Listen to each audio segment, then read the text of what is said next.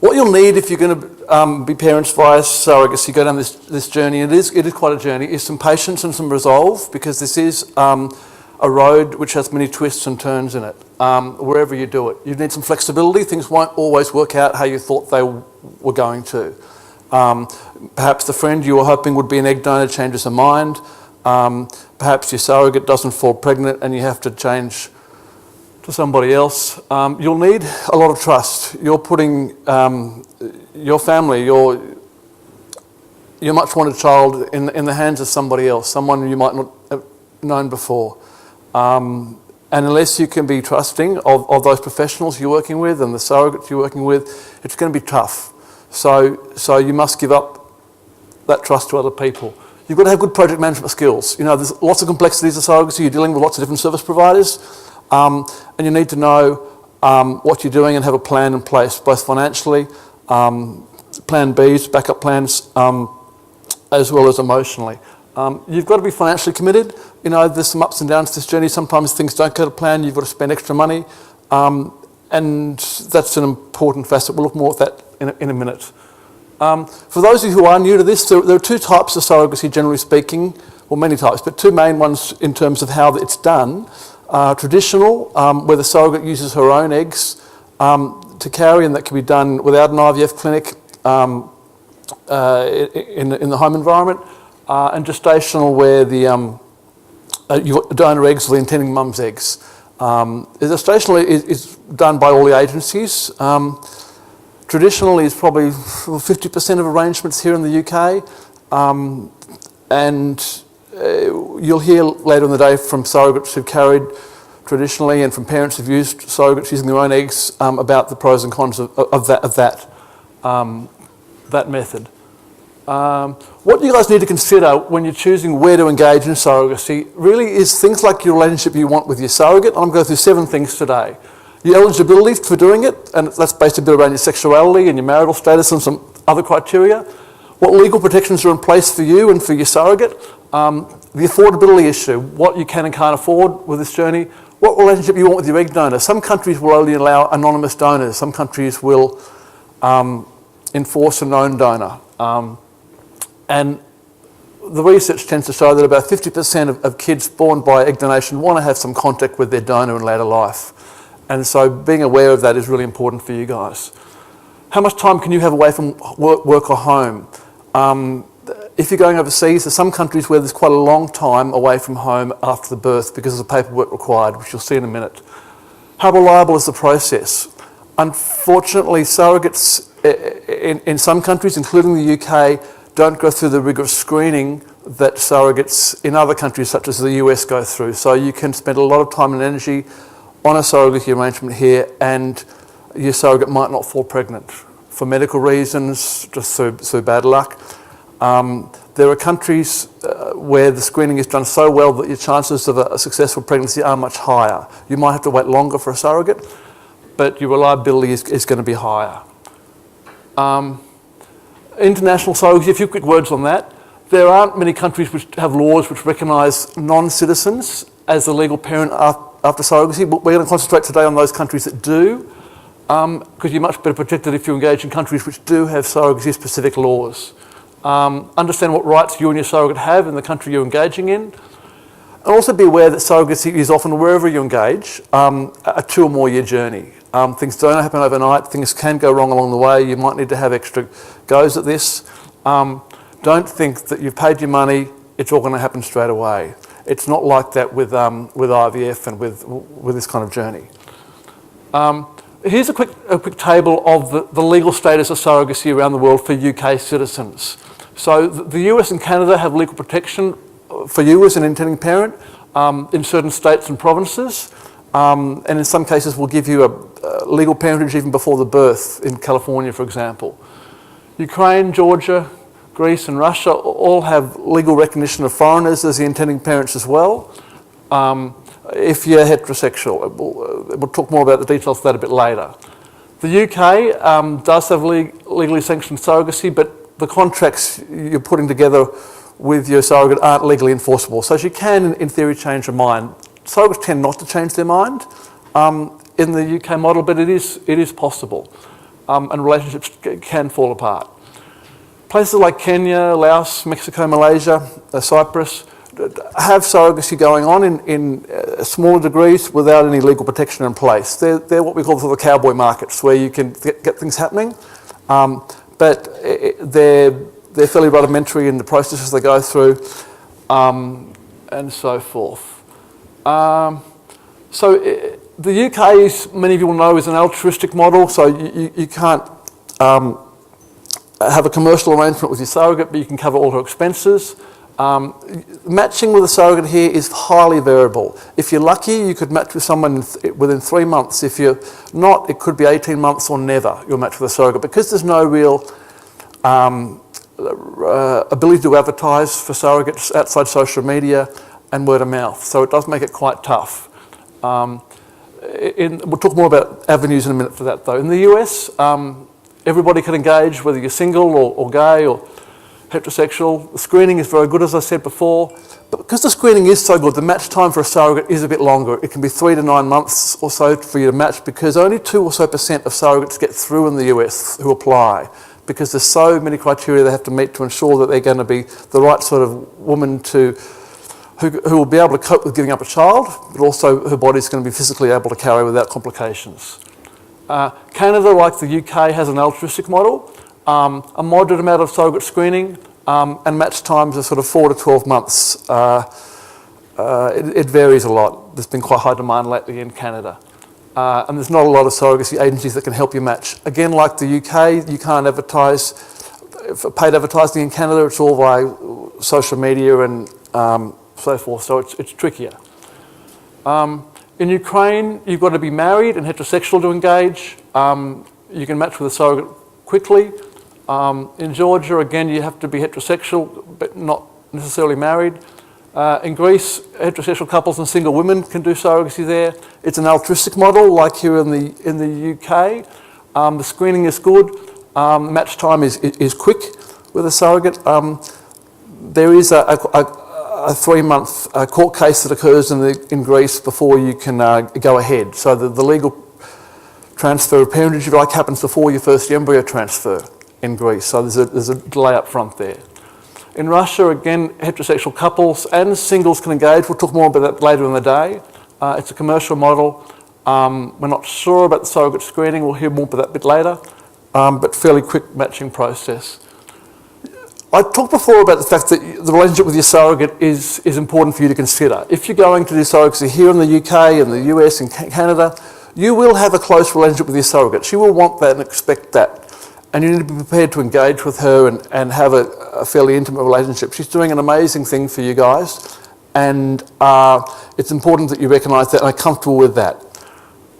If you're going to an English-speaking country, because of those cultural and language barriers, you're not going to have a close relationship probably with your surrogate.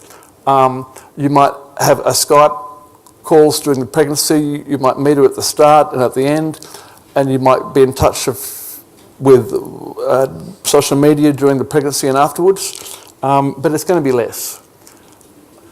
Costs. This is a sort of complicated looking chart, but it just gives you a rough idea of what we call baseline costs for surrogacy in different countries. And these are rough averages, split up by the types of things. So someone who's doing egg donor surrogacy. And this is the chart in pounds. The US, as you can see, is the sort of the priciest destination, but partly the reason it is that way is it's so good at this. It knows exactly how to do the screening and so forth. The IVF processes are wonderful, and you'll hear more about those later. So we do find people who use this, the US system, do tend to get through the system quicker. Canada is around £55,000 as an average, and a similar price points to Greece and Russia. Ukraine, it comes in around £40,000 baseline, and the UK can be highly variable. In the UK, it could be as low as sort of £35,000. It could be much higher, or a little bit higher if you need extra goes, or you want to include some support services around your journey. One thing to bear in mind, these slides will be on the website in a week or so for you. Your final costs do tend to be 50% higher than baseline on average. That's because you've got to factor in your travel and accommodation for some of these things, failed IVF cycles, miscarriages that may occur, possibly the need to switch donors or the need to switch surrogates along the way. As I said before, that's less likely to happen in the US, but certainly you need to bear in mind that there can be extra costs on top of this you need to be aware of. I talked before about how long you are prepared to be away from home for, and this slide pertains particularly or only with the UK citizens. Some countries like the US and Canada will grant your child citizenship and a passport of that country. So you'll get a Canadian passport or a US passport shortly after birth. And so you'll be able to travel home to the UK with a child on that passport on a visitor visa and then apply for your UK documentation once you're back here. So which makes the US and Canada very attractive for people who don't want to be away from home for long. Places like Greece, Ukraine and Russia don't grant citizenship of their country to babies born to surrogacy for foreigners.